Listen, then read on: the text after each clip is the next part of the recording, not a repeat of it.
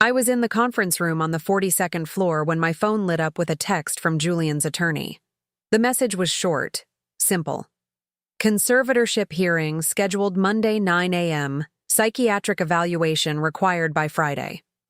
I read it 3 times before my hands started shaking. Not from fear, from recognition. Because I'd seen this exact play before, documented in case files, warned about in compliance training sessions I'd led back when I still worked for the SEC. This was what you did when someone knew too much. You didn't silence them. You made everyone believe they were too unstable to be believed. The conference room belonged to my attorney, Sarah Chen, who specialized in financial fraud cases and didn't scare easily. She looked up from her laptop when I set the phone down on the polished mahogany table between us. "What is it?" "He's trying to have me declared incompetent." My voice sounded normal, conversational, like I was commenting on the weather. "Emergency petition. Claims I'm a danger to myself and others." Sarah reached for the phone, read the message, and her jaw tightened in a way that meant she was doing calculations. Legal ones, strategic ones, the kind that separate good attorneys from the ones who just bill hours. "When did you last see your couples therapist?" 2 weeks ago. "Why?" "Because that's who's signing the affidavit." She turned her laptop around. The filing was already in the system. Public record.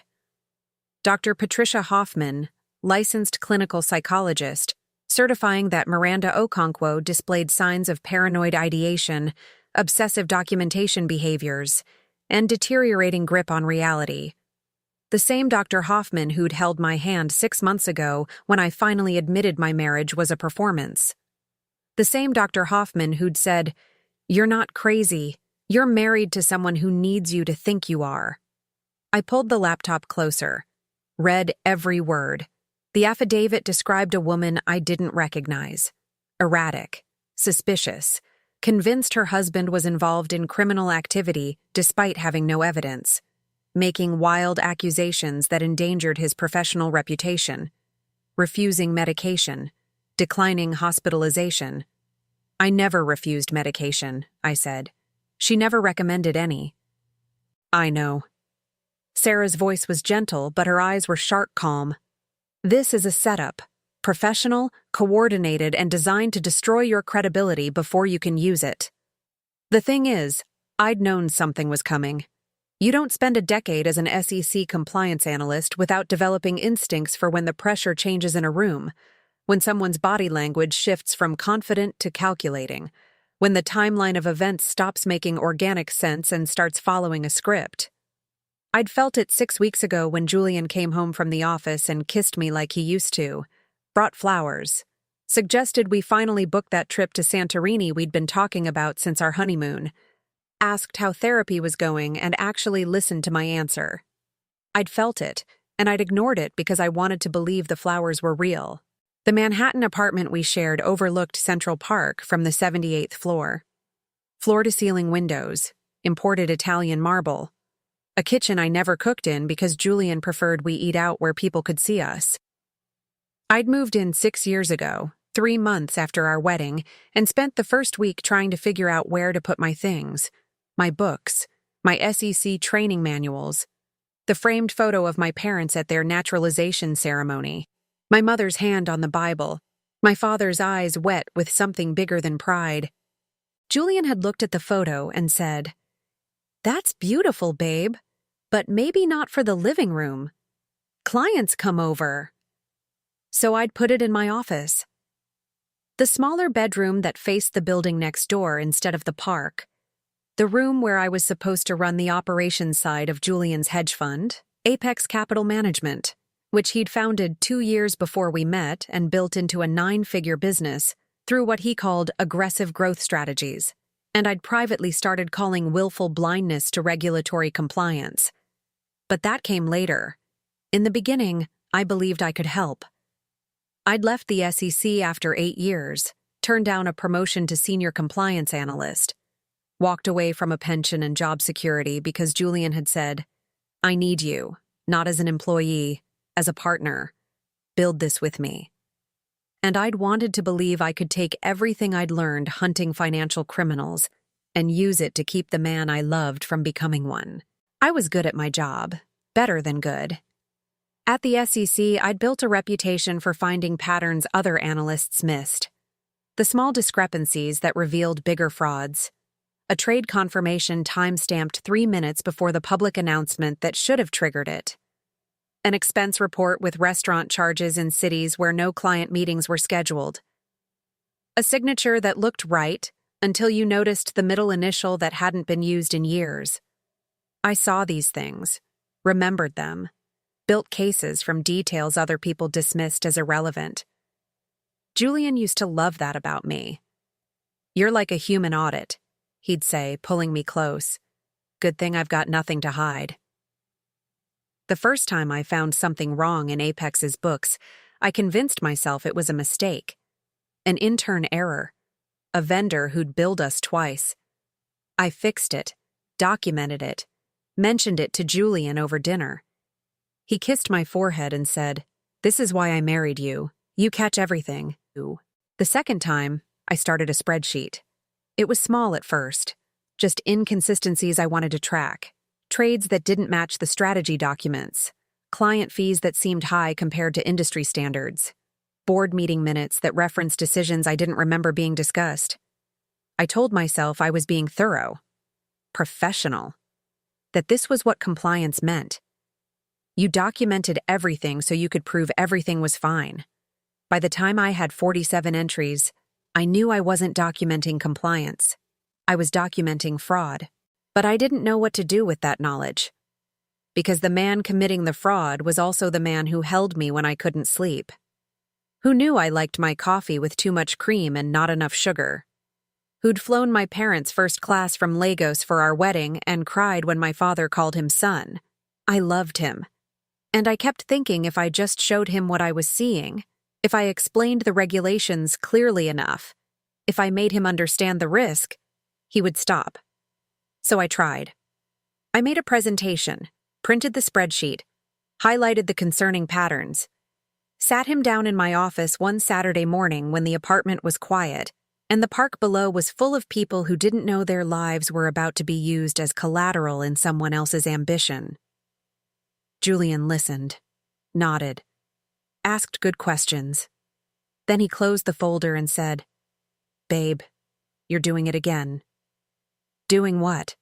"The SEC thing, where you see crime in everything. We talked about this with Dr. Hoffman, remember? The obsessive pattern recognition. The need to find problems even when there aren't any." His voice was so gentle, so concerned. "I love that you're detail-oriented. It's what makes you brilliant.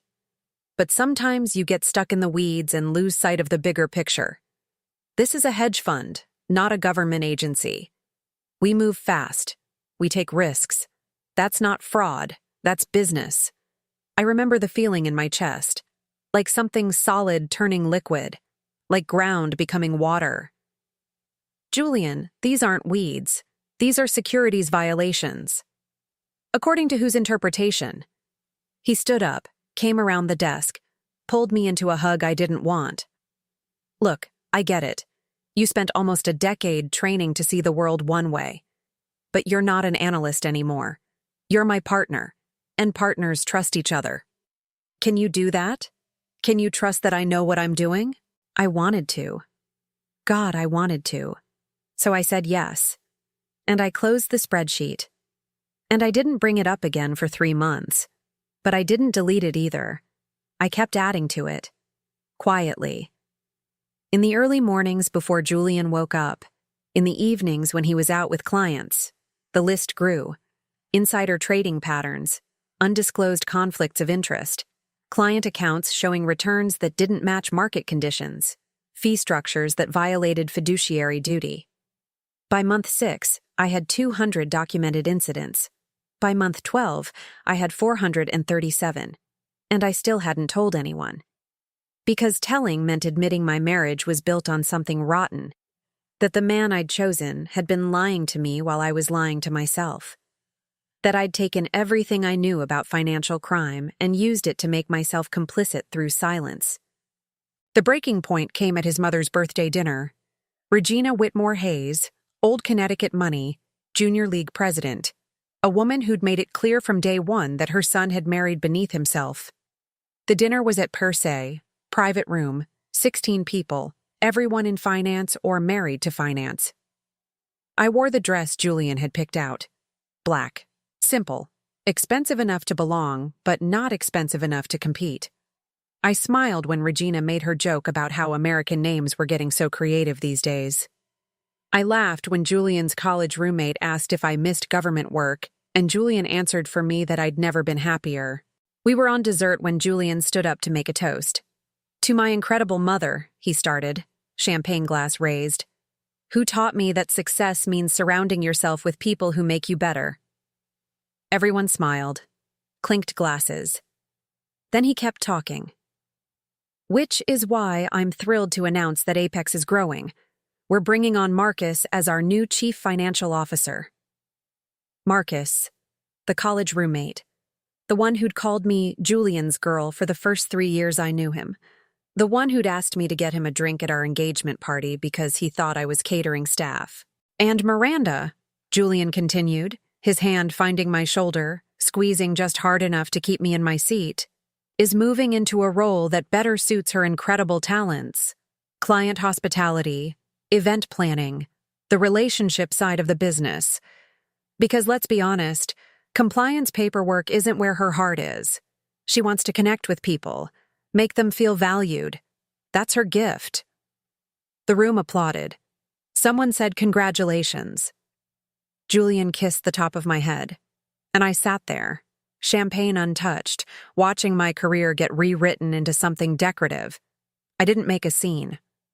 I smiled, thanked people for their kind words, went home and threw up in the marble bathroom while Julian ordered champagne from room service to celebrate his brilliant restructuring plan. Then I went into my office, opened my laptop, and did what I should have done a year earlier. I started building a case. Not the spreadsheet I'd been maintaining. A real case. The kind the SEC would actually file. I knew how to do this. I'd done it 17 times in my old career. You start with the pattern. You identify the statute. You gather the evidence. You build the timeline. You find the witnesses. You document everything twice.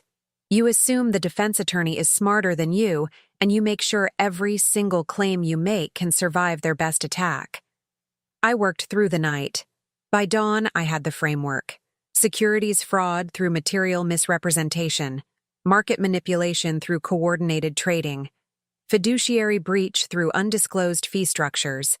And the thing that made my hands shake when I typed it, insider trading through information obtained from board members at companies where Apex held significant positions. I had emails, trade confirmations, client communications, meeting transcripts, fee schedules, bank statements I'd accessed because I was still listed as authorized on all Apex accounts.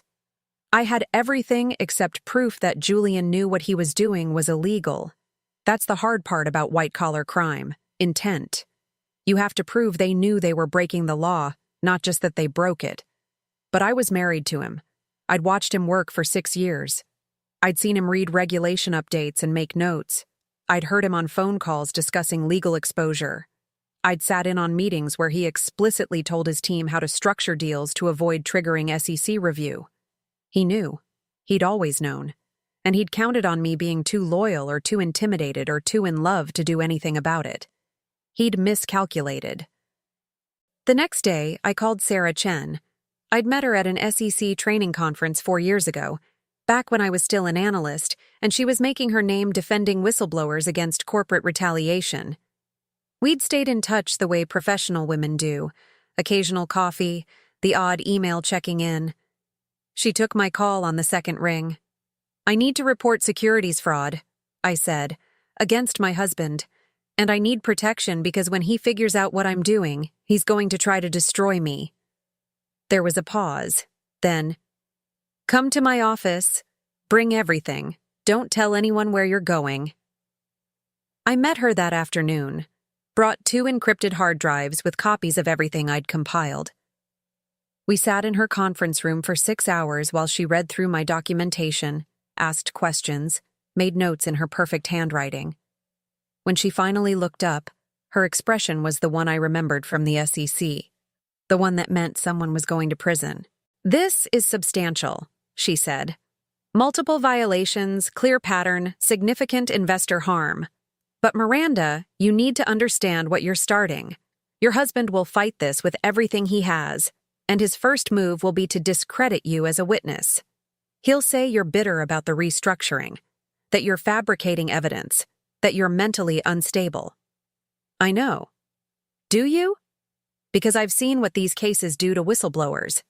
Even when they win, they lose. Their reputations get shredded, their personal lives get exposed, their mental health gets questioned by defense attorneys who get paid $600 an hour to make juries doubt everything. And this is your husband. Someone who knows every vulnerable place you have. Someone who can weaponize your relationship in ways opposing counsel never could. I know, I said again. I also know that if I don't do this, I'm complicit.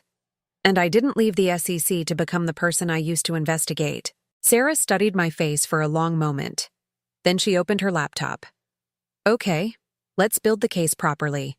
Everything documented, everything verified, everything bulletproof.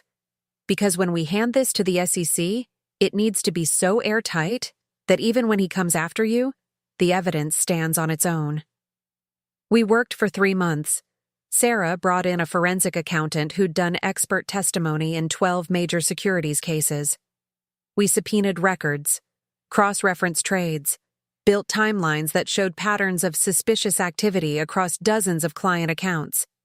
We found investors who'd been misled about returns, employees who'd been pressured to backdate documents, board members at target companies who'd shared confidential information with Julian in exchange for favorable analyst coverage. And I kept going home every night, kept sleeping next to my husband, kept maintaining the appearance of a marriage while building the case that would end it. The performance became automatic. Kiss him goodbye in the morning, ask about his day over dinner, laugh at his jokes about government bureaucracy, let him believe I was happily planning client events while I was actually documenting every new violation I could find. It was the hardest thing I'd ever done. Harder than leaving the SEC. Harder than admitting my marriage was a lie. Because every night, there was a moment right before sleep when Julian would pull me close and I'd remember why I'd fallen for him in the first place. The warmth of his body, the steadiness of his breathing, the way he'd once made me feel safe. And I'd have to remind myself that safety built on lies wasn't safety at all. It was just a prettier cage. The night I found the backdated incorporation documents, I almost broke. I was in Julian's office, technically looking for a client contract I needed for the holiday party planning, when I saw the folder. It was misfiled, tucked behind the tax returns in a drawer that should have held only personal paperwork. I wouldn't have noticed it, except the tab was labeled Apex Capital Management Formation Documents, and I knew I'd never seen it before.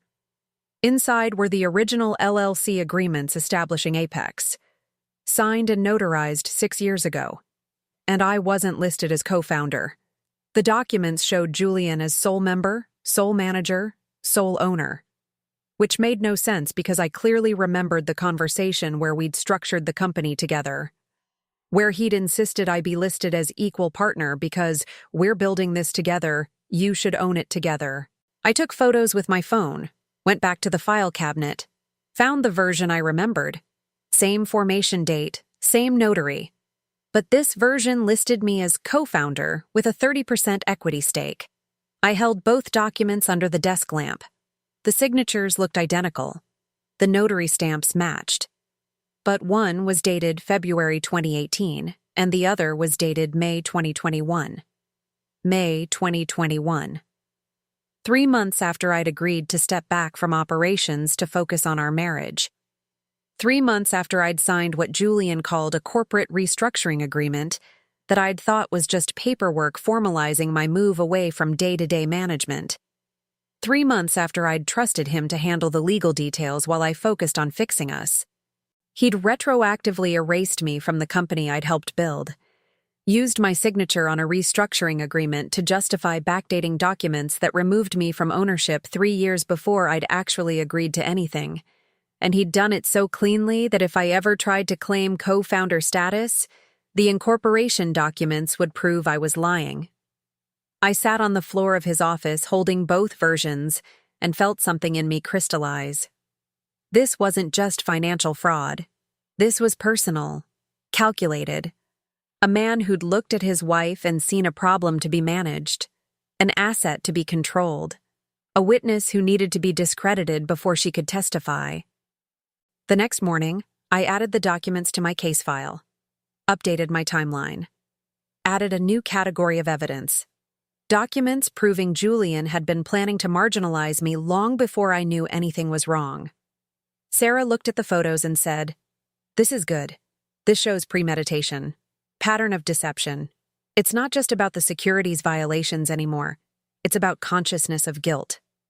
By month 4, we were ready. The case was comprehensive. The evidence was overwhelming. The timeline was bulletproof. We had everything the SEC would need to open an investigation and everything I would need to survive what came after. Sarah scheduled a meeting with the enforcement division.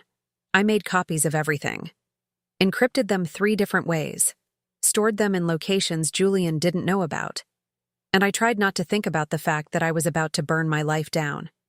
The night before the meeting, Julian came home late. I was in the living room pretending to watch television, actually running through my presentation in my head.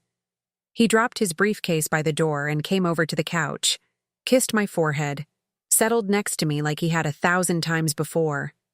"You okay?" he asked. "You seem tense." "Just tired. Long day planning the investor gala." He pulled me closer. "You're so good at this, making people feel special. That's a real talent, you know. Not everyone has that gift for making others comfortable." I let him hold me. Let him believe I was comfortable in his arms. And I thought about how easy it would be to stay, to delete the files, to pretend I'd never seen the violations or the backdated documents or the pattern of fraud that now filled 847 individual entries in my spreadsheet, to choose the marriage over the truth. Then he said, "I'm proud of you, babe, for finding your real calling. You're so much happier now than when you were trying to be something you're not." And I knew I couldn't stay. Not because he was a criminal, but because he'd convinced himself I was too small to see what he really was. The next morning, I met Sarah at her office. We walked 6 blocks to the SEC headquarters in Lower Manhattan, took the elevator to the enforcement division, sat in a conference room with 3 senior attorneys and Division Chief Ramirez, who I'd worked under for 2 years before leaving for Apex. She looked exactly the same. Gray hair cropped short, reading glasses on a chain, a face that gave nothing away until she decided you'd earned a reaction. I presented for 90 minutes, walked them through every category of fraud, showed them the evidence, explained the patterns, answered their questions. Sarah sat next to me, silent, letting me do the work I'd been trained to do. When I finished, the room was quiet. One attorney was making notes. Another was already on her laptop, pulling up trade records. The third was staring at me with something between respect and pity. Chief Ramirez took off her reading glasses, closed the folder I'd prepared, looked at me with those dark eyes that had terrified junior analysts and made defense attorneys reconsider their strategies. "Ms. Okonkwo," she said, "we've been building a case against your husband for 18 months. Started with a tip from an investor who lost his retirement in one of Apex's funds. We've had forensic accountants on it, subpoenaed records, interviewed witnesses. But we've been missing the inside perspective, the operational details, the pattern of intent." She tapped the folder. "You just handed us the 18 months we couldn't find. This is exceptional work, thorough, professional, exactly what I'd expect from one of my best analysts." She paused, glanced at Sarah, back to me. "Would you consider coming back to the agency? Not right now, after this is over. But we're building a new division, whistleblower protection, supporting people who do what you just did. We need someone who understands both sides, the crime and the cost of reporting it. I felt something in my throat. Something that might have been tears if I'd let myself cry. I'd like that. Good. Now let's talk about timeline. We'll need to move fast once we open the official investigation. Your husband will know something's wrong the moment we start issuing subpoenas. You need to be prepared for that. Physically safe, legally protected, emotionally ready for what he's going to do. I'm ready. But I wasn't, not really, because 2 weeks later, I got the call from the reporter. The number came up unknown. I almost didn't answer, but I was waiting for a call back from the caterer about the investor gala, and I thought it might be them using a different line. Instead, a woman's voice said, "Ms. Okonkwo, this is Rebecca Winters from the Wall Street Journal. I'm working on a story about Apex Capital Management, and I wanted to get your comment on some statements your husband made about your mental health." My stomach dropped. "I'm sorry, what?" "Your husband, Julian Hayes. He reached out to our investigation team last week with concerns about the accuracy of certain allegations. He mentioned that you've been struggling with paranoid delusions since your wedding, that you've been under psychiatric care. He provided documentation from your therapist. I wanted to give you a chance to respond before we publish." I sat down. The kitchen spun slightly. "What documentation?" "Medical records indicating treatment for paranoid personality disorder. Medication recommendations you declined. Hospitalization suggestions your husband tried to follow up on. He claims you've become fixated on the idea that his business is criminal and that you've been making false reports to authorities. He's concerned for your safety and wants to make sure the public understands context before your allegations gain traction." "Those records are protected by HIPAA. How did he—" I stopped, took a breath, thought like an analyst instead of a wife. "He fabricated them. Can you prove that? Can he prove they're real? Has he shown you original documents or just PDFs? Have you contacted my therapist directly?" Pause. "We're still verifying our sources." "Then verify this. I've never been diagnosed with paranoid personality disorder. I've never been recommended medication for psychiatric conditions. I've never been hospitalized or evaluated for hospitalization. And any documents claiming otherwise are fraudulent. If you publish this story without independent verification, you're participating in witness intimidation." "Ms. Okonkwo," I hung up, called Sarah immediately, told her everything. She swore quietly and said, "This is what I warned you about. He's building the narrative before the investigation goes public, making sure that when the charges come, the story is already about your mental state, not his crimes. We need to move faster." "How much faster?" "I'm calling Ramirez now.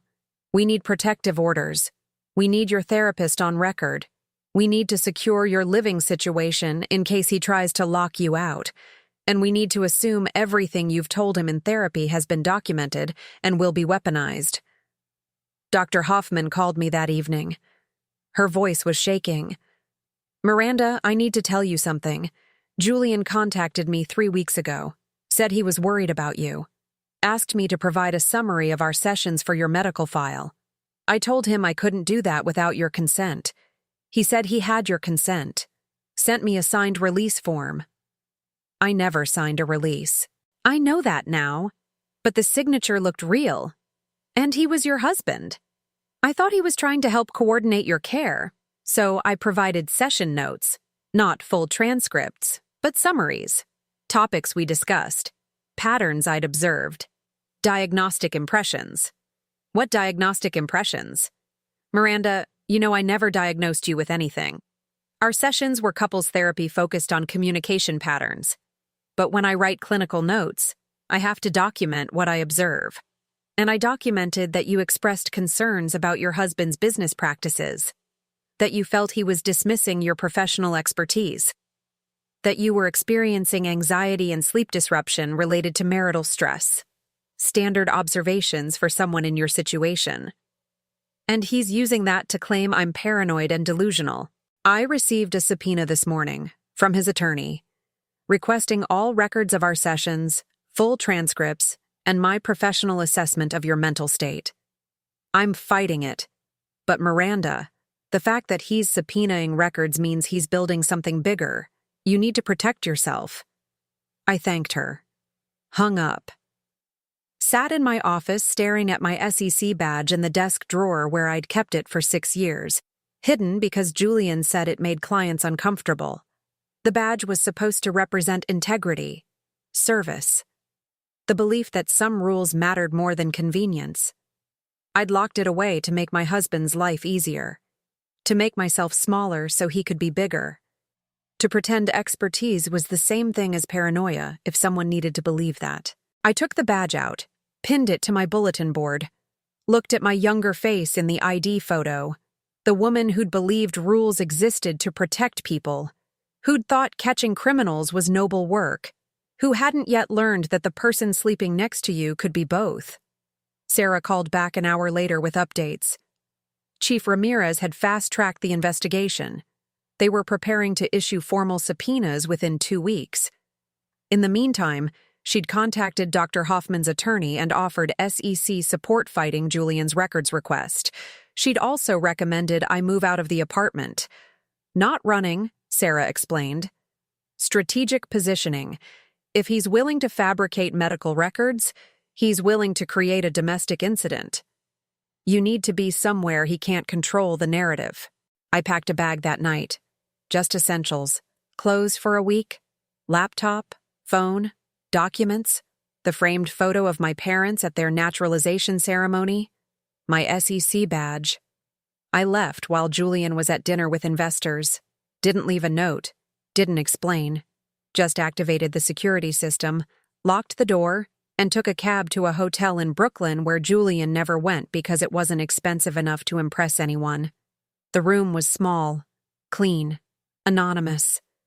I sat on the bed and waited for the relief that should come from being somewhere safe.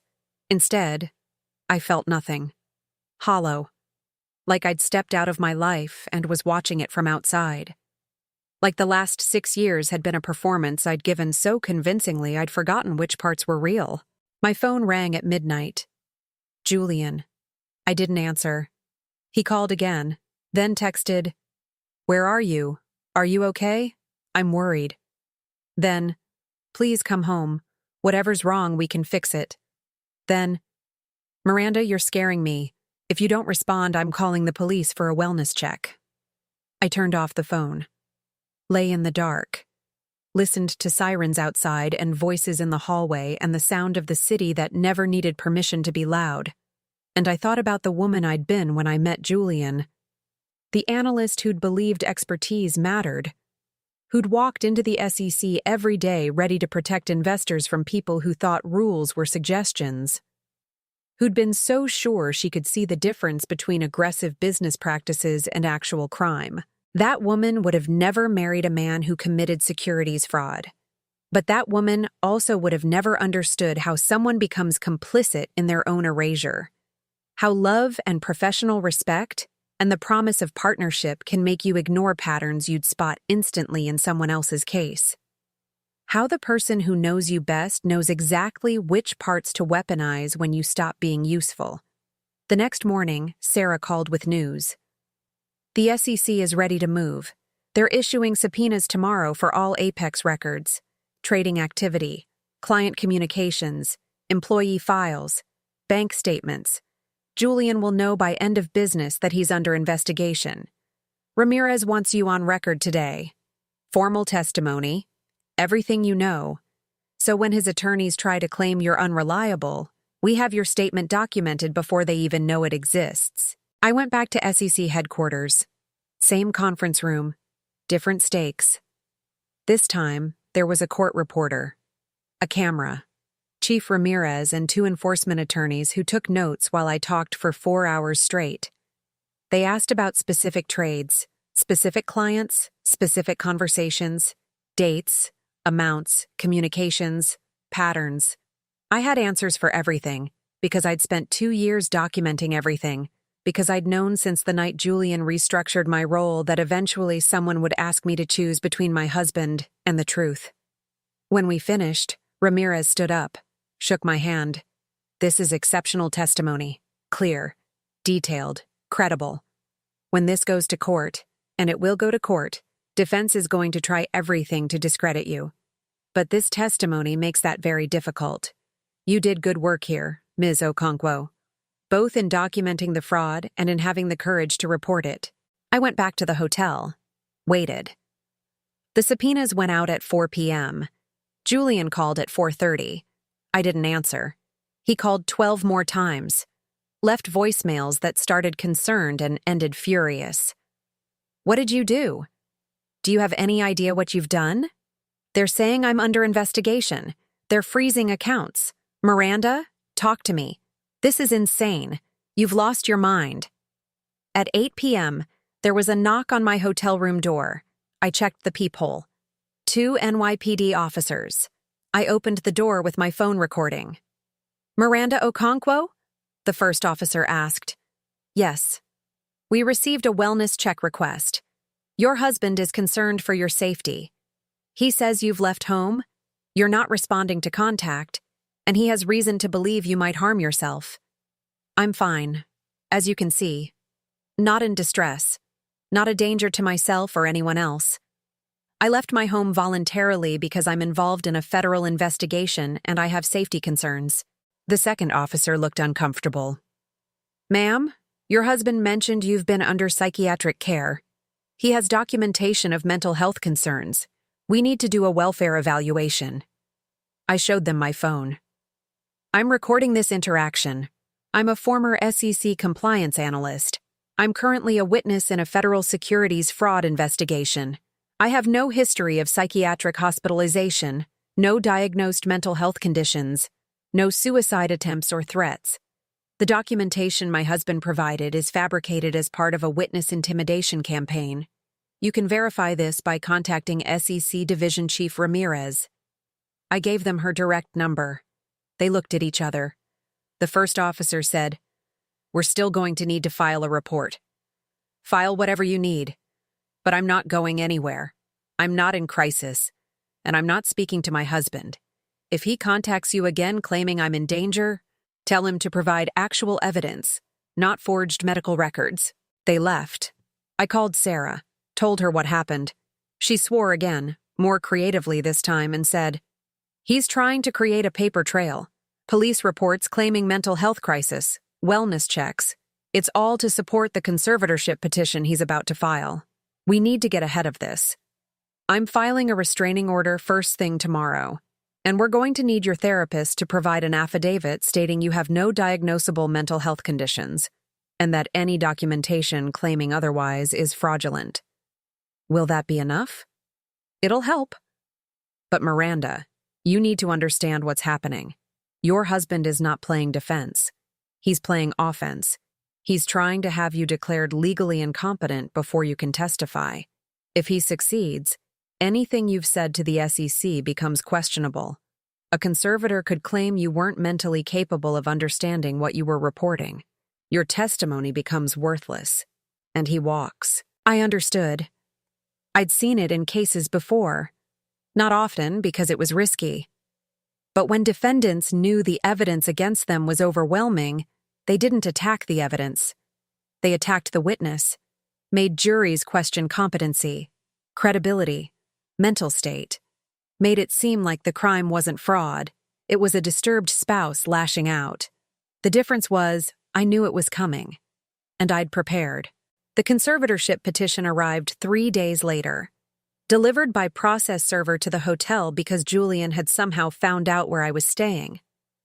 The petition claimed I posed an imminent danger to myself and others, that I'd left my home without explanation, refused contact with family, made wild allegations against my husband that threatened his livelihood and reputation, that I'd declined psychiatric treatment recommended by my therapist, that I'd shown signs of paranoid delusions, including the belief that my husband was involved in criminal activity despite having no evidence. Attached were the documents, Dr. Hoffman's clinical notes, selectively edited to make marital concerns sound like paranoid fixation, the police wellness check report from 3 days ago, A statement from Marcus, the new CFO, claiming I'd made bizarre accusations about Apex's business practices and had been asked to step back from operations due to erratic behavior.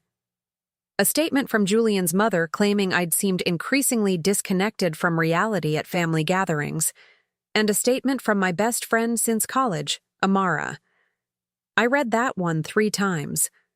Amara had written that she'd noticed changes in my behavior over the past year, that I'd become withdrawn, suspicious, obsessed with the idea that Julian was lying to me, that I'd accused him of things that made no sense, that I'd started drinking more heavily at social events, that she'd tried to suggest I seek help but I'd become defensive and cut off contact.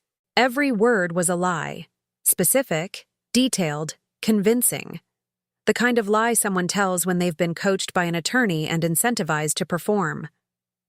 I called Amara. She answered on the first ring. "Miranda, oh my God, I've been trying to reach you. You gave a statement saying I have a drinking problem." Silence. Then quiet. "Julian told me you were having a breakdown, that you needed help but wouldn't accept it. He asked if I'd noticed anything concerning. I said no, not really. He kept pushing. Said I was enabling you by denying the signs. That if I really cared about you, I'd help him get you treatment before you hurt yourself. So you lied." I didn't know I was lying.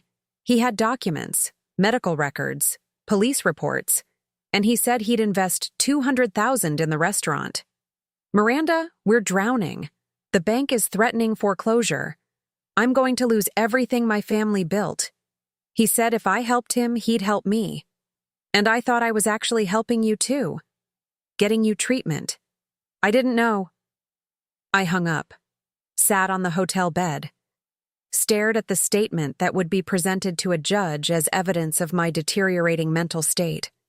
My best friend since we were 19, the woman who'd held my hand through my father's funeral, who'd been my maid of honor, who'd promised that marriage wouldn't change us. $200,000. That's what it cost to buy testimony from someone who loved you. Sarah filed our response the next day. Included Dr. Hoffman's affidavit stating I had no diagnosable mental health conditions and that the documentation provided by Julian's attorneys misrepresented her clinical notes. Included a statement from Chief Ramirez confirming I was a credible witness in an active federal investigation. Included the forensic analysis of the medical release form Julian had used to obtain therapy notes, which showed the signature was forged using a digital copy of my signature from our marriage license. Included a copy of my personnel file from the SEC, 8 years of performance reviews, commendations, successful casework, a record showing I was exactly what I'd always been, detail-oriented, thorough, and very good at recognizing financial fraud when I saw it. The hearing was scheduled for the following Monday, 5 days away. Sarah warned me Julian's attorneys would be aggressive, that they'd paint me as a scorned wife fabricating allegations, that they'd use my departure from the apartment, my refusal to communicate, my involvement in the SEC investigation as evidence I was unstable, that they'd call character witnesses who'd testify to my increasingly erratic behavior. "But here's what they don't know," she said. "Chief Ramirez is testifying. She's bringing the preliminary findings of the SEC investigation. She's going to tell the judge that your allegations aren't paranoid delusions. They're documented securities violations backed by evidence their own forensic team has verified. That's not something they can dismiss." Monday morning, I put on the suit I'd worn to my SEC exit interview, the one I'd bought with my last government paycheck because I'd wanted to leave looking like someone who'd made an informed choice, not someone running away. I pinned my SEC badge to the lapel. Not regulation, not professional, but necessary. A reminder to myself of who I'd been before I'd tried to be someone's wife. The courtroom was smaller than I expected. Family court, designed for custody battles and protection orders and the kind of intimate violence that happens behind closed doors. Julian sat with his attorney at one table. I sat with Sarah at another. Between us, maybe 15 feet of space that felt like the distance between continents. He wouldn't look at me. kept his eyes on his attorney, his phone, the judge's bench, anywhere but my face. I watched him the way I'd learned to watch defendants during case presentations, looking for the tells. The moment they realized the evidence was worse than they'd thought, the micro-expression that revealed they knew they were caught. Julian's attorney opened, presented the conservatorship petition, explained that Mr. Hayes was deeply concerned for his wife's mental health and safety, that she'd left their home without warning, refused all contact, made serious allegations against her husband's business that had resulted in a federal investigation launched solely on her uncorroborated claims, that she'd shown a pattern of paranoid thinking, obsessive documentation, and deteriorating grasp on reality, called Dr. Hoffman to the stand. Or tried to. Dr. Hoffman wasn't there. Her attorney stood and explained that Dr. Hoffman was submitting her testimony via affidavit due to ethical concerns about appearing in proceedings related to confidential patient communications. The affidavit was entered into evidence. Julian's attorney objected. The judge overruled. Called Marcus instead. The new CFO took the stand. Testified that I'd made concerning statements about Apex's business practices, that I'd accused clients of illegal activity, that I'd seemed obsessed with finding problems that didn't exist, that Julian had tried to help me find a role that didn't trigger my anxiety, but I'd become increasingly hostile. Sarah cross-examined. Mr. Thompson, how many years of SEC compliance experience do you have? None. I'm a CFO, not a regulator. So when Ms. Okonkwo raised concerns about trading patterns, you weren't qualified to evaluate whether those concerns were legitimate. She wasn't raising professional concerns. She was making paranoid accusations. Did you review the evidence she presented? She didn't present evidence. She presented spreadsheets full of normal trading activity she'd misinterpreted. Sarah pulled out a document. This is a trade confirmation from March 2023. Time-stamped 3 minutes before the public announcement that should have triggered it. Can you explain how that's normal trading activity? Marcus looked at his attorney. Back at Sarah. I'd need to review the context. The context is that trading on material non-public information is a federal crime. Did you report this trade to compliance when you became CFO?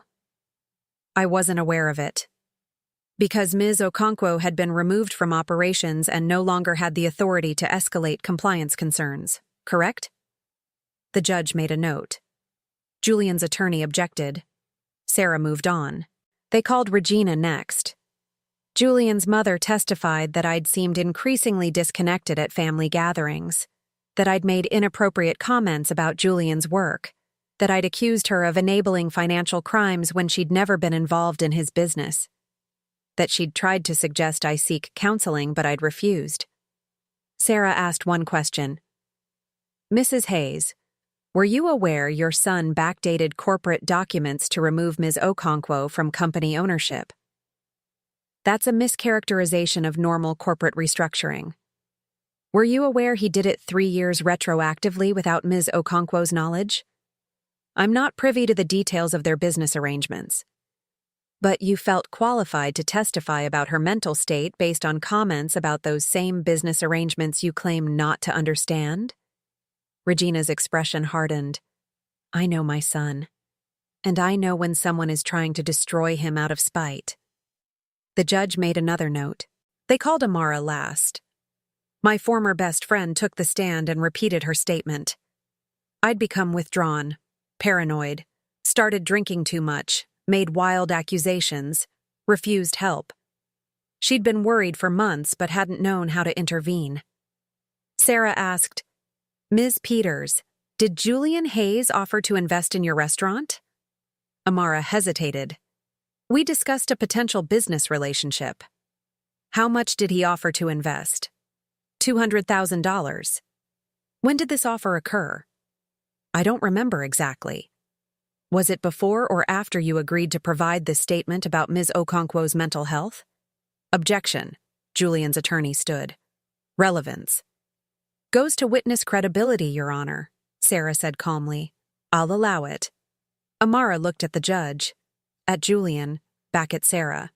Before, but the two things weren't connected. Ms. Peters, your restaurant is currently facing foreclosure. Is that correct? Yes. And Mr. Hayes' investment would prevent that foreclosure. Potentially. So you have a significant financial incentive to provide testimony favorable to Mr. Hayes. I told the truth about what I observed. Did you observe Ms. Okonkwo drinking excessively? Specific instances, dates, locations. Amara looked down. I don't remember specific dates. Did you ever express concern to Ms. Okonkwo about her drinking? Not directly. Did you ever see her intoxicated? She seemed different. That's not what I asked. Did you ever see her intoxicated? Yes or no? No. Sarah let that sit. Then, no further questions. Chief Ramirez testified after lunch. Took the stand in her suit and sensible shoes and reading glasses on a chain. Stated her name and title and 23 years of experience at the SEC. The judge listened like someone paying attention. Sarah asked, Chief Ramirez, can you describe the nature of the investigation into Apex Capital Management? We're investigating multiple potential violations of federal securities law, insider trading, market manipulation, material misrepresentation to investors, undisclosed conflicts of interest. The investigation is active and ongoing. When did this investigation begin? 18 months ago, following a complaint from an investor. Was that complaint credible? Initially, we thought it might be, but we couldn't substantiate it with the evidence available. The investor had suffered significant losses but couldn't provide documentation of the specific violations he alleged. What changed? Ms. Okonkwo came forward. She provided detailed documentation of trading patterns, communications, and business practices that supported the original complaint and revealed additional violations we hadn't identified. In your professional opinion, was Ms. Okonkwo's information credible? Extremely credible. She provided specific dates, amounts, account numbers, and communications. She identified patterns that required both technical expertise and inside access to recognize. Her documentation was thorough, professionally organized, and independently verifiable. Did her information prove accurate? Yes. Our forensic team has verified the majority of her allegations. We've found evidence of systematic fraud affecting dozens of client accounts and involving millions of dollars in investor losses. Is it your opinion that Ms. Okonkwo fabricated these allegations? Absolutely not. No one fabricates 847 individual violations with supporting documentation unless they're either a criminal mastermind or telling the truth. And if she were a criminal mastermind, she wouldn't have brought the evidence to us. She'd have used it for blackmail. A few people in the gallery laughed. The judge didn't. She was reading the preliminary report Ramirez had provided, taking her time, making notes. Julian's attorney cross-examined. Chief Ramirez, isn't it true that Ms. Okonkwo is a disgruntled former employee? She's a whistleblower. There's a difference. She was removed from her position at Apex Capital. She was marginalized after raising legitimate compliance concerns. That's called retaliation, counselor. We take it seriously. Isn't it possible she fabricated these allegations out of anger at her husband? It's possible the moon is made of cheese. It's not probable. Ms. Okonkwo's allegations are supported by independent evidence. Trading records that exist regardless of her marriage. Client communications that were sent before she ever contacted us. Financial statements that don't lie just because someone's relationship ended badly. But her testimony is influenced by her emotional state. Her testimony is influenced by her professional training and moral courage. I supervised this woman for 2 years. She was one of my best analysts, detail-oriented, ethical, thorough. If she says she found fraud, I believe her. And more importantly, the evidence believes her.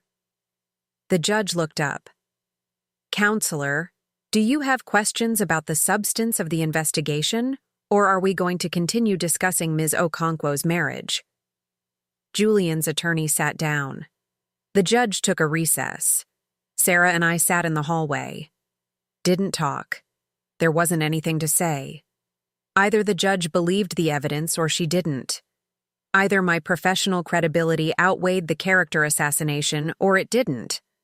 Either I'd protected myself well enough or I hadn't. When we returned, the judge delivered her ruling from the bench. I've reviewed the petition, the supporting documentation, and the testimony presented today. I've also reviewed the affidavit from Dr. Hoffman and the preliminary findings from the SEC investigation. This court finds no evidence that Ms. Okonkwo poses a danger to herself or others. No evidence of mental incapacity. No evidence supporting the claims of paranoid delusions or deteriorating mental state. Julian's attorney started to object. The judge held up her hand. What I do find is evidence of a coordinated attempt to discredit a witness in a federal investigation. The medical records provided appear to be fabricated or materially misrepresented. The character witnesses have financial incentives to provide favorable testimony. And the timing of this petition, coming immediately after Ms. Okonkwo reported securities violations to federal authorities, suggests this is retaliation, not genuine concern. She looked at Julian directly. Mr. Hayes, I'm denying the conservatorship petition.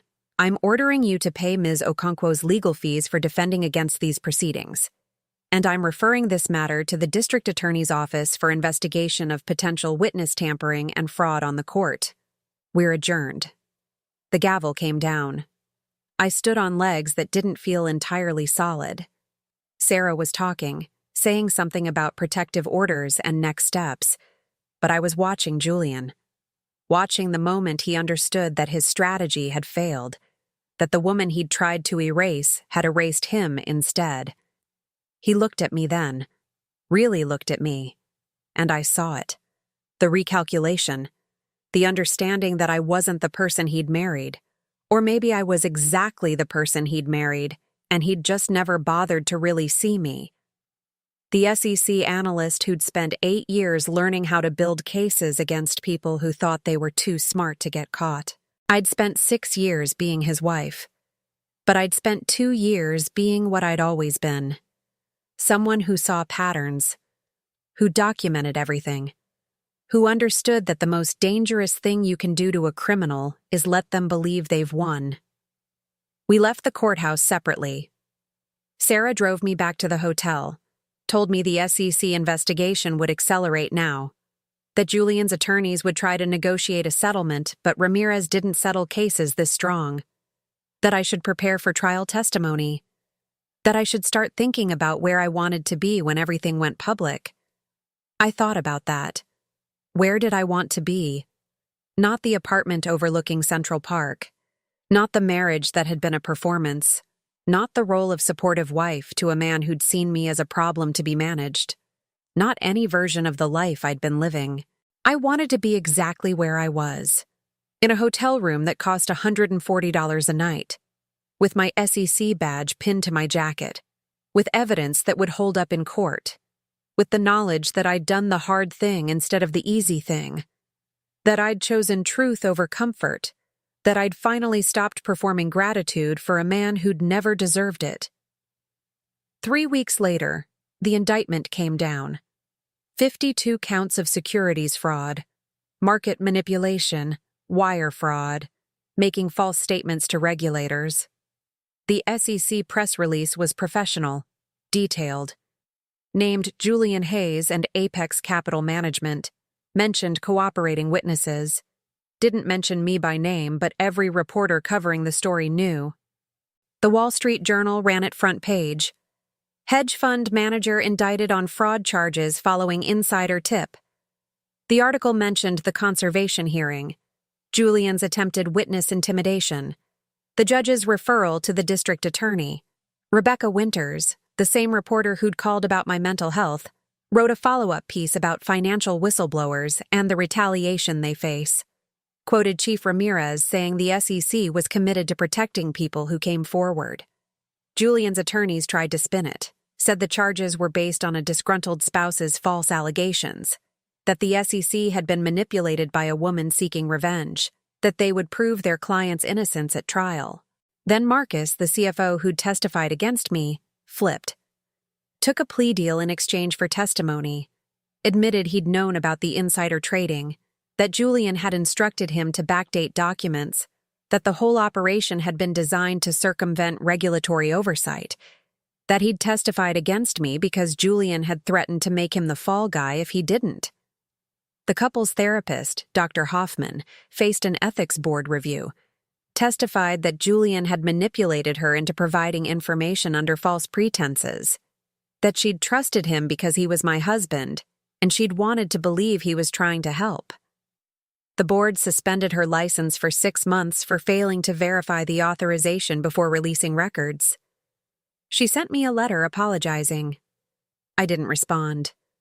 Some betrayals don't deserve forgiveness just because they were well-intentioned.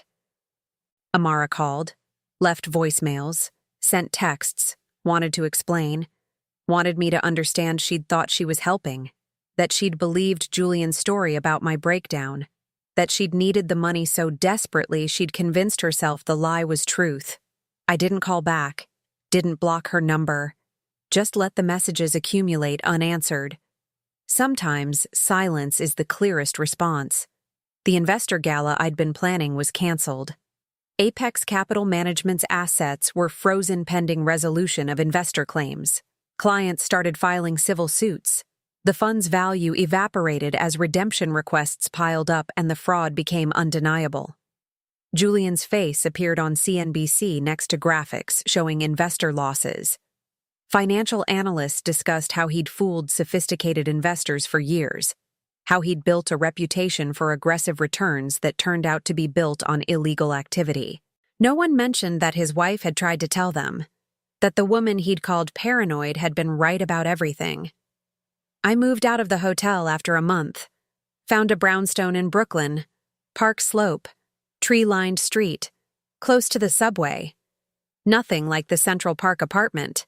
Smaller, older, mine. I furnished it slowly.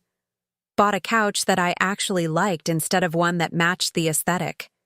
Hung my parents' naturalization photo in the living room. Put my SEC badges, old and new, in frames on my desk. Chief Ramirez called in December. We're ready to extend the offer formally. Division Chief, Whistleblower Protection and Support. It's a new position. You'd be building the program from scratch, developing protocols, training agents, supporting people who do what you did. It won't be easy. You'll work with people who've lost everything, who've been threatened, who've had their families turned against them, who've been called crazy and paranoid and vindictive for telling the truth. I know, I said. That's why I want to do it. I started in January. My first day back at the SEC felt like returning to a language I'd forgotten I spoke. The building, the protocols, the sense that the work mattered beyond profit margins and investor returns. That rules existed to protect people who couldn't protect themselves. My office was smaller than I expected. No view, standard government furniture. But there was a nameplate on the door. Miranda Okonkwo, Division Chief. And on the wall behind my desk, I hung both badges. The old one from my analyst years, the new one from today. Between them, I hung a printed copy of the case file, United States versus Julian Hayes, the case I'd built while pretending to plan parties, while maintaining a marriage that was already over, while documenting every lie so carefully that even when he tried to destroy my credibility, the evidence stood without me. The trial was scheduled for April. Sarah thought it would settle before then.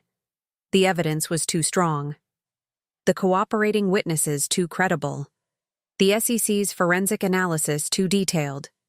Julian's attorneys would negotiate a plea to avoid the spectacle of a public trial where every lie would be presented to a jury. She was right. In March, Julian pleaded guilty to 12 counts of securities fraud, agreed to 23 years in federal prison, agreed to full restitution to investors, agreed to a lifetime ban from the securities industry. In exchange, the government dropped the remaining charges and didn't pursue additional penalties. I didn't attend the sentencing. Didn't need to. Sarah sent me the transcript, the judge's statement about the betrayal of trust, the investor impact statements, Julian's brief apology that mentioned accepting responsibility while somehow never admitting what he'd done was wrong. The moment the sentence was imposed and he stopped being my husband and became inmate number something or other at a federal correctional facility in Pennsylvania. That night, I sat in my Brooklyn brownstone with a cup of tea and my mother's voice on speakerphone. She was calling from Lagos, where she'd moved back after my father passed. Wanted to know how I was really doing, not the professional update. The truth. "I'm okay, Mama," I said. "Really okay." "You were married to a criminal." "I was married to someone who became a criminal. Or maybe always was, and I didn't want to see it. I don't know which is worse." "Neither.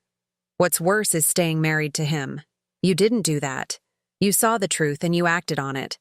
That takes strength." "It took 2 years. Miranda, you spent 8 years learning how to catch financial criminals. You spent 6 years being married to one. You spent 2 years building the case that put him in prison. That's not weakness. That's strategy." I smiled. My mother had never approved of Julian. Too smooth, she'd said. Too interested in looking successful instead of being successful. But she'd supported my choice to marry him because she'd raised me to make my own decisions and live with them. Even the bad ones. "Are you coming home for Christmas?" she asked. "Yes." "And Mama?" "I'm coming alone. Not bringing anyone. Not looking for anyone. Just coming home." "Good. Your room is ready. It's always ready." We talked for another hour. About her work at the community center. About my new role at the SEC. About the bitter irony of using the compliance training I'd tried to share with my husband to now protect other whistleblowers from the retaliation I'd experienced. About how sometimes the hardest lessons teach you who you are when everything you thought you knew gets stripped away. When I hung up, I sat in the quiet of my brownstone and thought about the woman I'd been 6 years ago. The SEC analyst who'd thought love and professional expertise could coexist in a marriage. Who'd believed that if she just explained the regulations clearly enough, her husband would understand the risks and choose differently. Who'd spent 2 years documenting fraud while trying to save a marriage that was already gone. That woman would have been devastated by what happened. By the betrayal. By the public exposure. By the knowledge that the man she'd loved had seen her as a tool to be used and then discredited when she stopped being useful. But I wasn't that woman anymore. I was the woman who'd sat in a conference room and handed the SEC 18 months of evidence they couldn't find. Who'd survived a conservatorship hearing designed to destroy her credibility. Who'd watched her husband plead guilty to crimes she'd documented. Who'd turned private pain into public service. I was the woman who'd learned that the most valuable thing you can do with expertise is refuse to pretend you don't have it just because someone else finds it inconvenient. The Wall Street Philanthropy Summit happened in June. Same venue Julian was supposed to receive his Humanitarian Impact Award. The Plaza Hotel. Ballroom full of finance executives pretending wealth creates obligation instead of just opportunity. I wasn't supposed to be there, wasn't invited, wasn't part of that world anymore. But Chief Ramirez was speaking, presenting the SEC's new Whistleblower Protection Initiative, and she'd asked me to join her. "You're the face of this program," she'd said. "People need to see that coming forward doesn't destroy you. It rebuilds you into something stronger."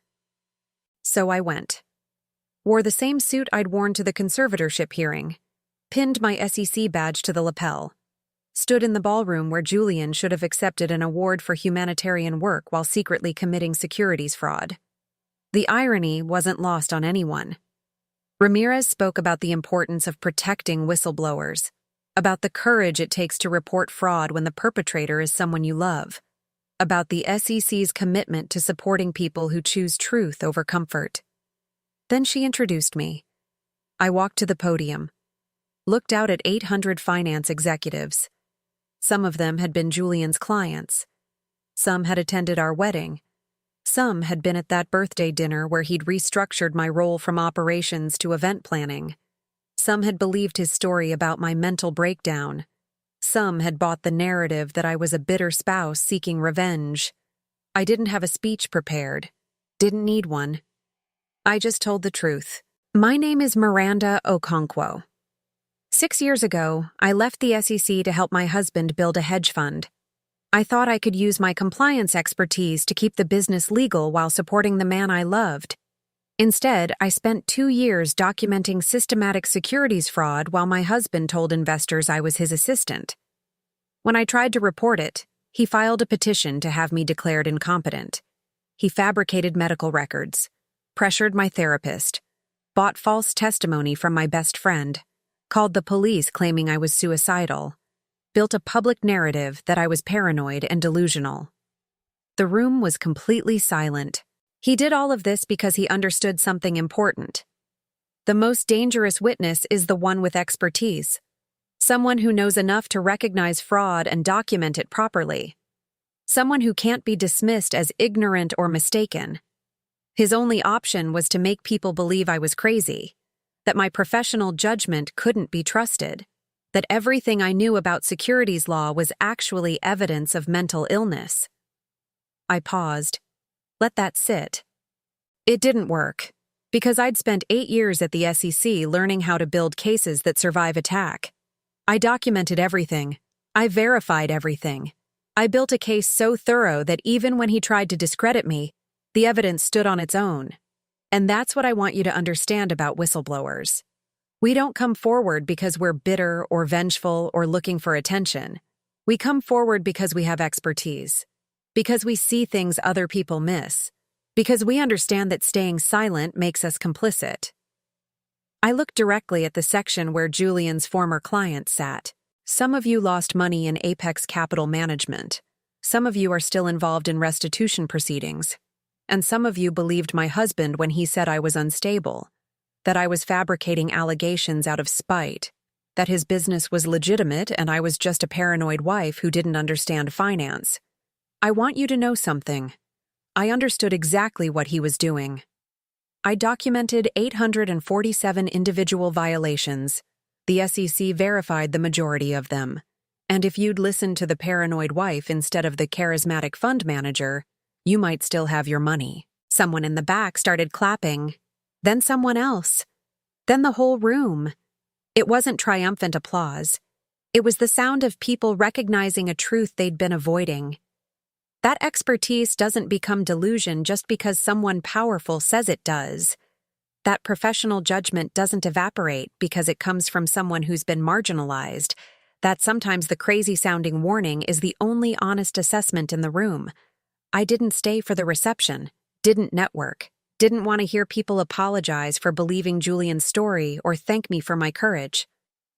I just walked out of the Plaza Hotel and into Central Park and sat on a bench where I could see the skyline without seeing the apartment I used to share with a man who'd tried to erase me. My phone buzzed. Text from Ramirez. That was perfect. Exactly what people needed to hear. Proud of you.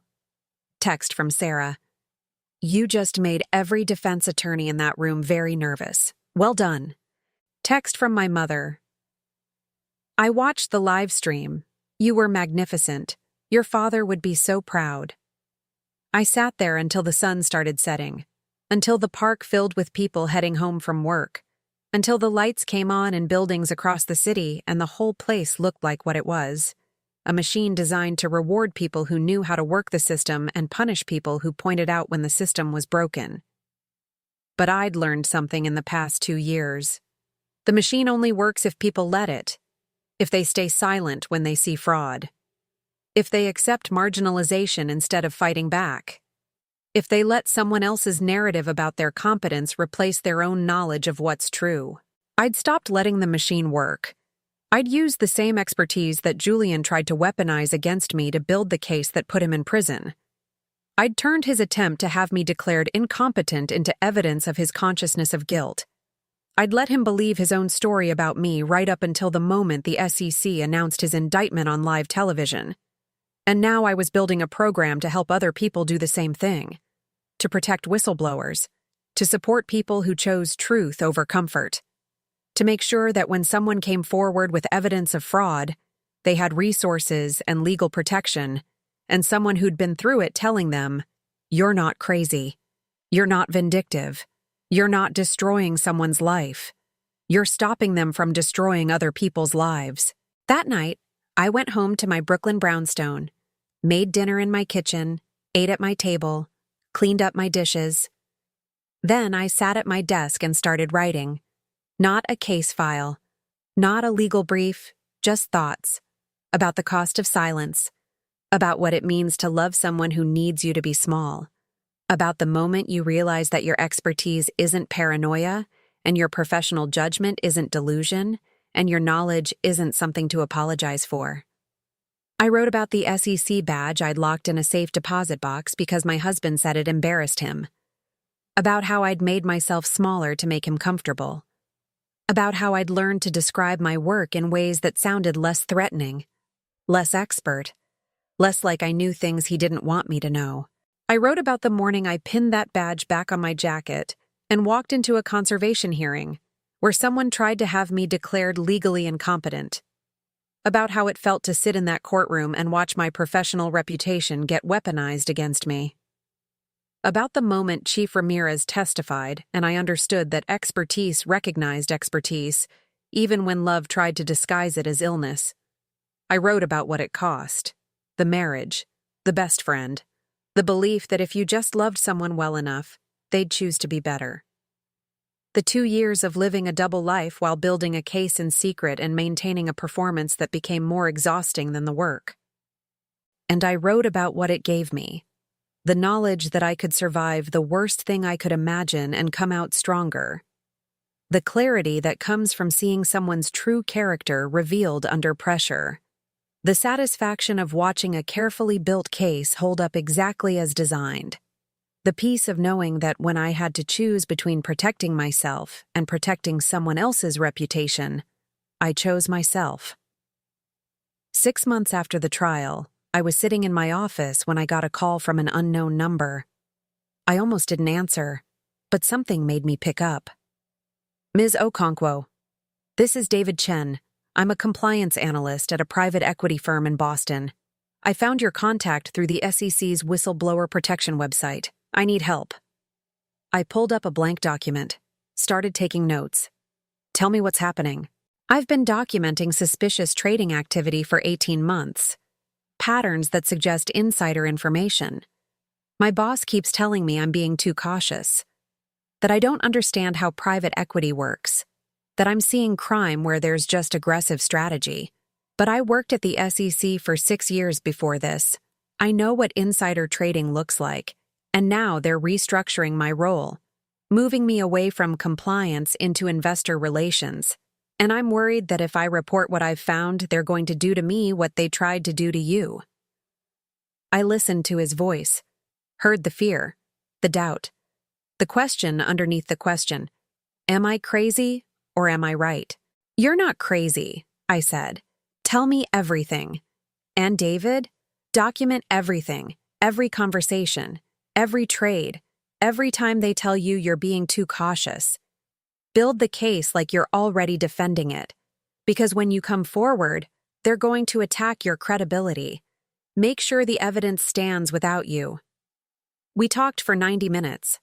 I took detailed notes, connected him with an attorney who specialized in whistleblower protection, explained the SEC's process, walked him through what to expect when he filed his complaint, told him about the retaliation, the attempts to discredit, the moment he'd question whether this was worth it, and I told him about the other side, the moment the investigation validates your findings, the day the indictment comes down, the knowledge that you stopped someone from harming more people, the peace that comes from choosing truth even when truth costs you everything you thought you wanted.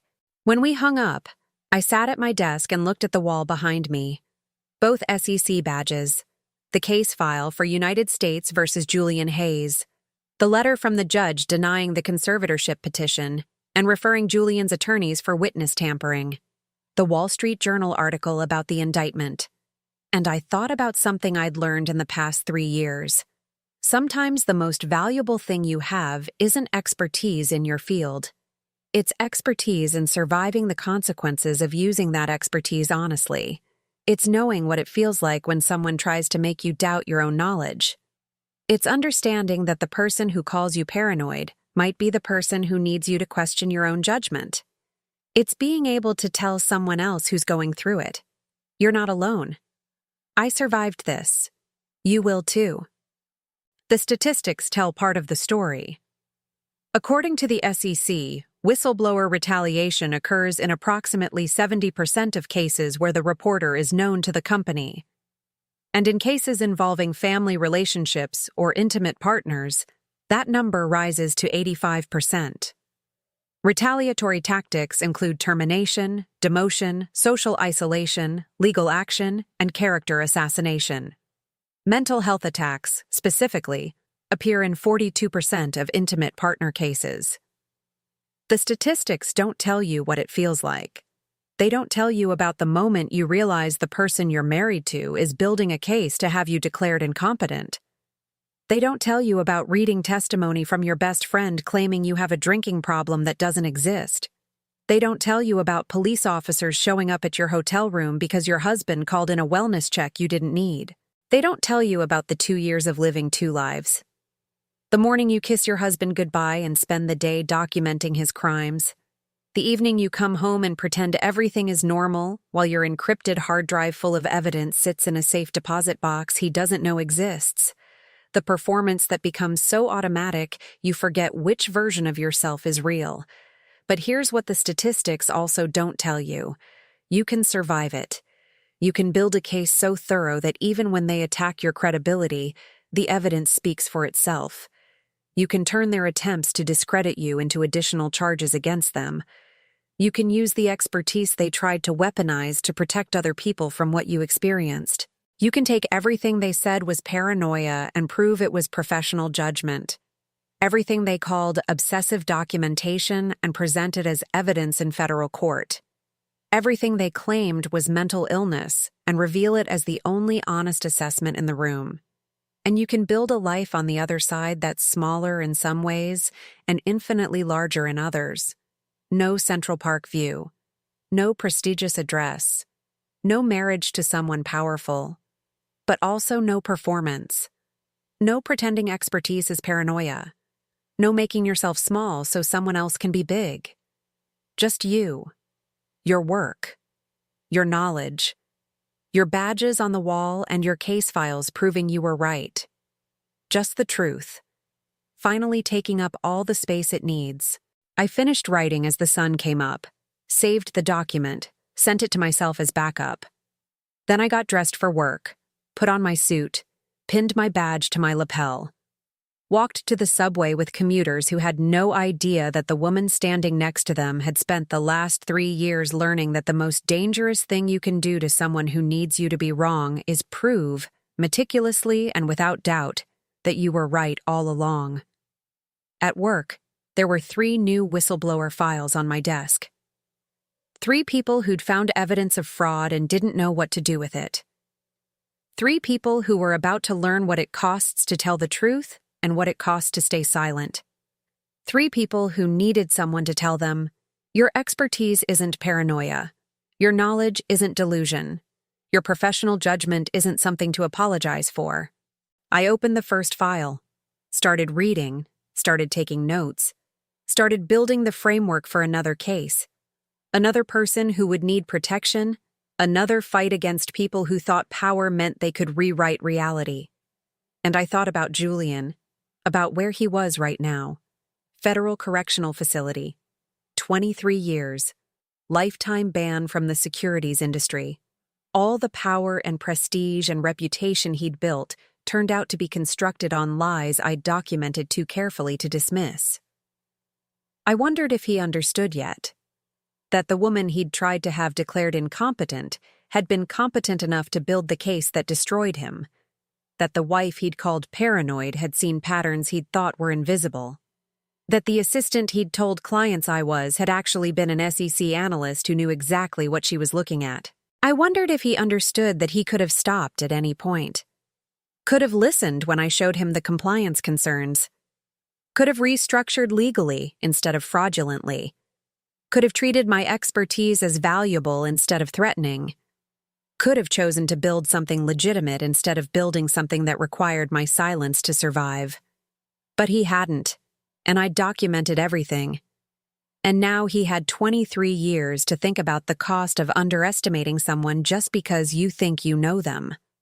I pulled up my email, started drafting a response to David Chen, told him I'd reviewed his documentation, that his concerns were legitimate, that the patterns he'd identified matched multiple SEC enforcement actions I'd worked on, that he should proceed with filing but should expect retaliation and should prepare accordingly. And I told him something I wished someone had told me earlier. The people who call you paranoid are often the people who need you to doubt what you're seeing. Trust your expertise. Document everything. And remember that staying silent makes you complicit in whatever happens next. You have the knowledge to stop this. Use it. I hit send, moved to the next file, started building another case, started protecting another whistleblower, started doing the work I'd been trained to do, except now I was doing it for people like me, people who'd seen something wrong and had to choose between comfort and truth, people who'd chosen truth and needed someone to help them survive the consequences. This is what I do now. I build protection for people who refuse to be silent. I use everything I learned surviving my own case to help others survive theirs. I turn private pain into public service. I prove that expertise matters more than someone else's narrative about your mental state. And sometimes, late at night, I sit in my Brooklyn brownstone and think about the question I get asked most often by other whistleblowers. Was it worth it? The marriage ended. The friendship ended. The life I thought I was building disappeared. I spent 2 years living in fear that Julian would discover what I was doing. I sat through a conservatorship hearing where people I loved testified against me. I watched my professional reputation get attacked by attorneys who got paid to make me seem unstable. Was it worth it? I look at my wall. Both badges, the case file, the letter from the judge, the newspaper articles, the thank you notes from investors who got some of their money back, the calls from other whistleblowers who needed someone to tell them they weren't crazy. I think about David Chen, about the fraud he's about to stop, about the investors he's going to protect, about the fact that he called me because someone needed to know it was possible to survive this. I think about Julian in federal prison, about the clients he can't defraud anymore, about the lies he can't tell, about the investors who won't lose money to schemes I documented. And I think about the woman I was 6 years ago, the one who thought love and compliance could coexist, the one who locked her badge in a safe deposit box, the one who made herself small. I'm not that woman anymore. I'm the woman who put her badge back on and walked into a courtroom and let the evidence speak, who turned silence into testimony, who proved that sometimes the most valuable thing you can do is refuse to pretend you don't know what you know. Was it worth it?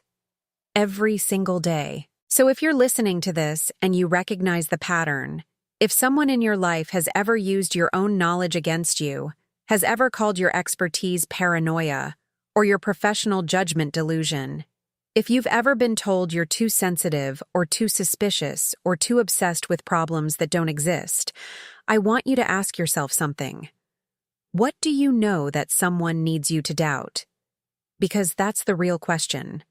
Not whether you're crazy, not whether you're paranoid, but what truth you're seeing that someone else needs you to unsee. What pattern you're recognizing that someone needs you to ignore. What expertise you have that threatens someone else's story. And here's what I learned. The people who need you to doubt yourself are often the people who can't survive your certainty. So trust what you know.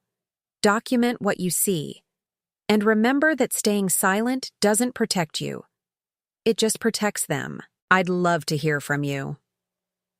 Where are you listening from? What expertise do you have that someone once tried to convince you wasn't valuable? Drop a comment below. And if this story resonated with you, if you've ever been made to feel crazy for seeing the truth, hit that like button. Subscribe for more stories about people who chose truth over comfort. Because these stories matter. Your story matters. And sometimes the most powerful thing we can do is remind each other that we're not alone.